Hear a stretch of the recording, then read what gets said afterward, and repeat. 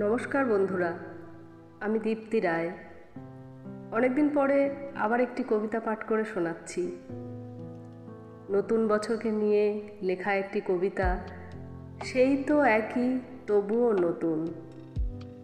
লিখেছেন স্বনামধন্য কবি মুক্তি বিশ্বাস। সেই তো একই সূর্যোদয় আর সূর্যাস্তের খেলা, গতানুগতিক জীবন নদে শরীর নামের ফেলা।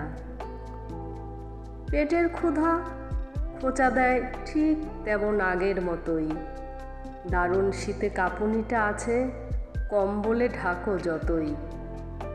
হাড় জিরজিরে পথের শিশুটা আজও ঘাটে ডাস্টবিন। পয়সা চেয়ে সেই তো ফুটপাতে লাথি খায় রাত দিন।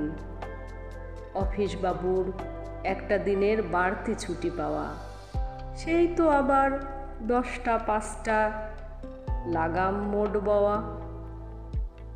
সেই তো গিন্নি বাসন মাজে উনুন ধরায় রোজ, ধোঁয়ার আড়ালে দুঃখে চোখে জল কে বা রাখে তার খোঁজ।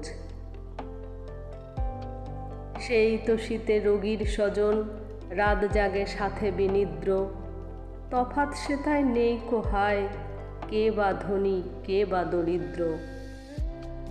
বেকার সেই তো চাকরির খোঁজে ফাইল হাতে ঘোরে, গোষ্ঠে ধেনু তো সেই দেখি আগের মতোই চড়ে। দিন মজুরের কাস্তে কোদাল আগের মতোই চলে, আমি দেখি নতুন বছর পুরনো কথাই বলে। সহজ সরল মানুষগুলো পড়ছে নিতুই ফাঁদে, সেই তো দেখি বিচারের বাণী নীরবে নিভৃতে কাঁদে। নতুন একদা হবে পুরাতন, এই তো বিধির খেলা। নানান স্বাদের ঘটনাবলীর জীবন নাট্যমেলা। নতুন আবার হবে পুরাতন কালের স্রোতে ভেসে, আমায় জমিন ছাড়তে হবে নবীন খেলবে হেসে। তাই তো আসে নতুন বছর নিয়ে নতুন আশা, সকলের তরে শুভ হোক সব, সকলে পাক ভালোবাসার বাসা। নমস্কার, নতুন বছরের শুভেচ্ছা জানাই। শুভ নববর্ষ, ইংরেজি 2025। সবাই ভালো থেকো।